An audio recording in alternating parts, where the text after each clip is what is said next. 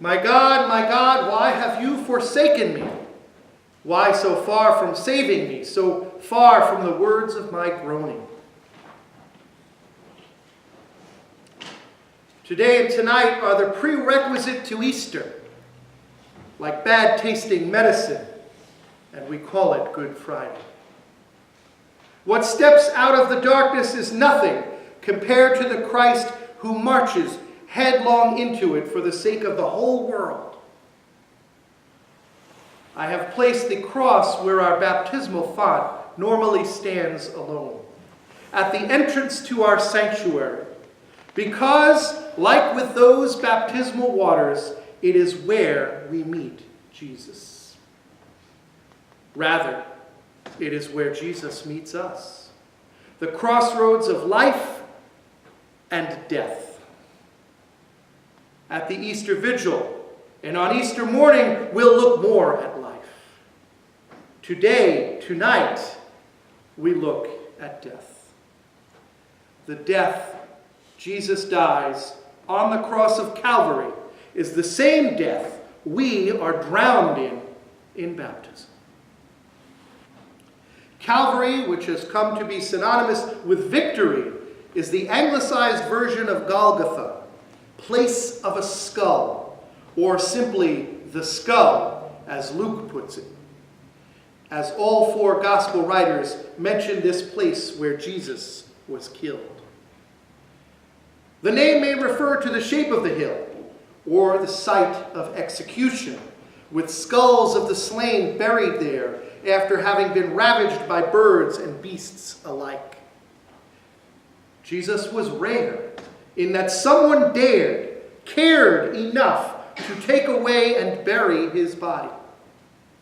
This was a bold act, as you, in doing so, cast your lot with this one who'd been murdered as an enemy of the state.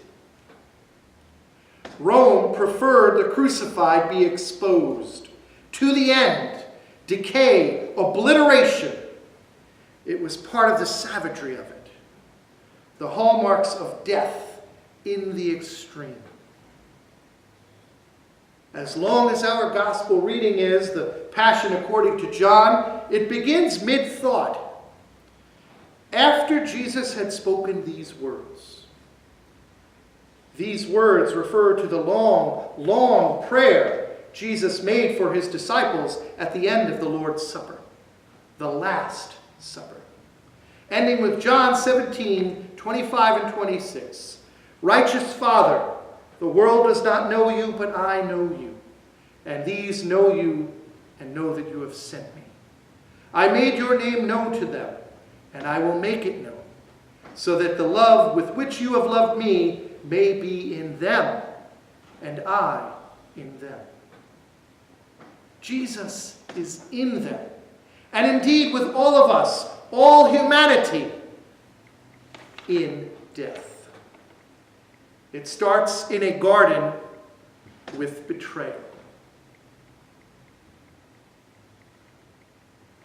Death is expected, yet it always comes too soon. A sentiment I have found presiding at funerals is that it is never a convenient time. And we all almost always wish we had more time.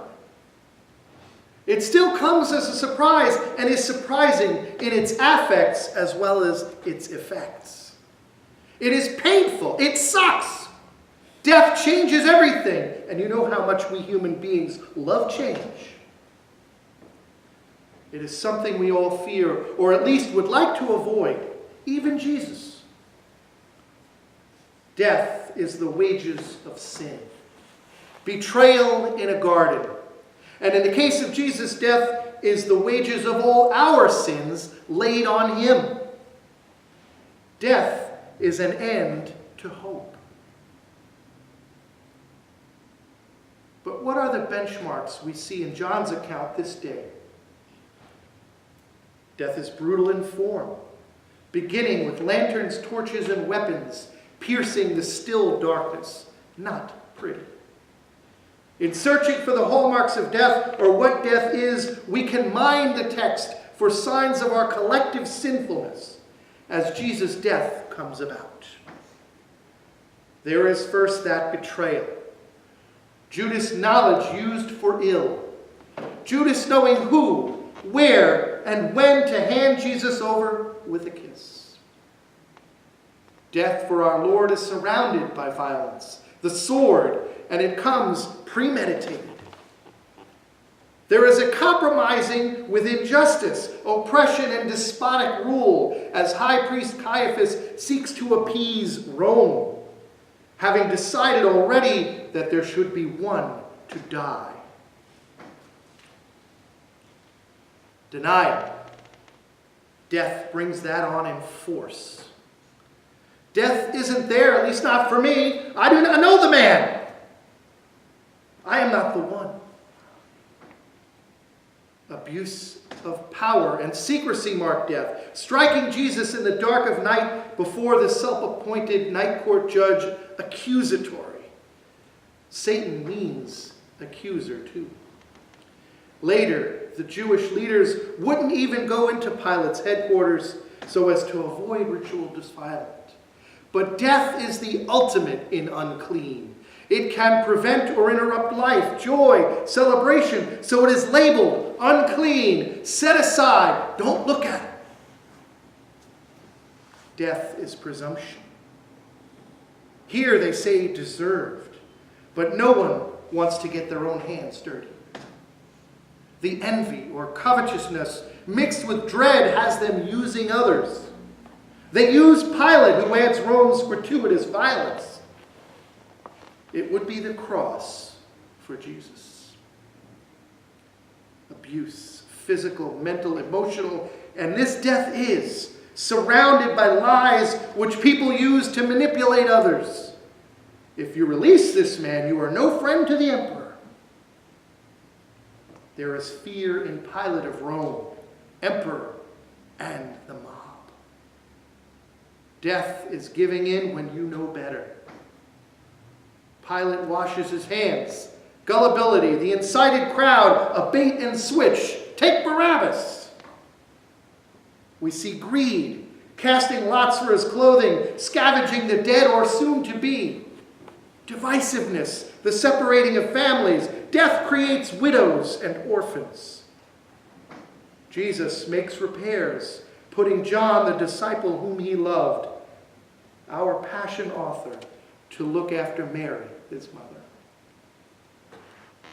Amidst death, all this irreverence and cruelty, Jesus is, and the indignities he suffers, still direct. Asking, whom are you looking for? I told you that I am he. So if you're looking for me, let these men go. Death, having found Jesus, will have to let us go. Where death had been an end to hope, now in Christ Jesus it is, through faith, the beginning of a true and everlasting hope in love, God's love, now revealed. Hope is affirmed. As gruesome as it is, we come to hug this text. We cannot know what is coming. All these terrible, awful things. And we cannot not know the Easter lies ahead.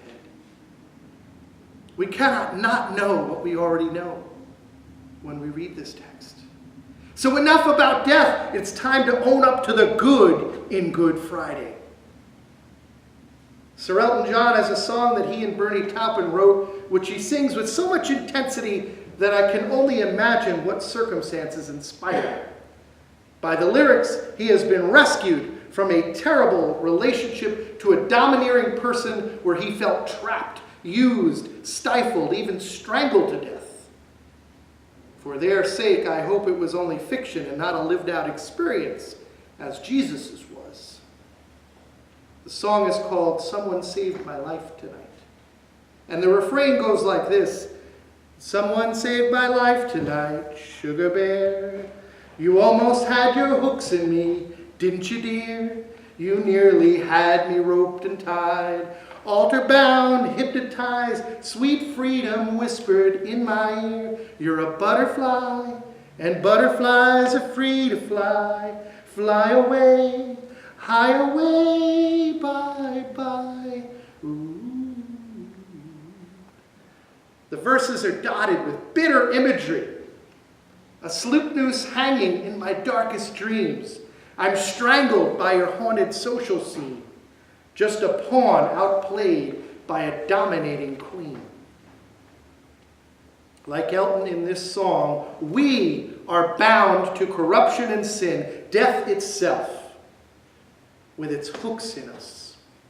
We're roped and tied, altar bound in a marriage or a sacrifice, death for eternity. But in Jesus, I'm sleeping with myself tonight, saved in time, thank God my music's still alive. What better image for the cross of Jesus and new life we have in him in these 3 days. And I could have walked head on into the deep end of the river. But in him, they're coming in the morning with a truck to take me home. Someone saved my life tonight. Someone saved my life tonight. Someone saved my life tonight. Someone saved my life tonight. Someone saved my life tonight. Hey, death, consider this a divorce.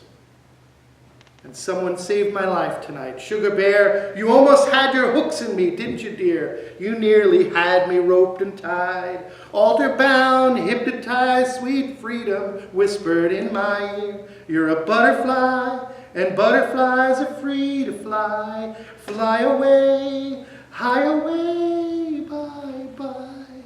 Ooh.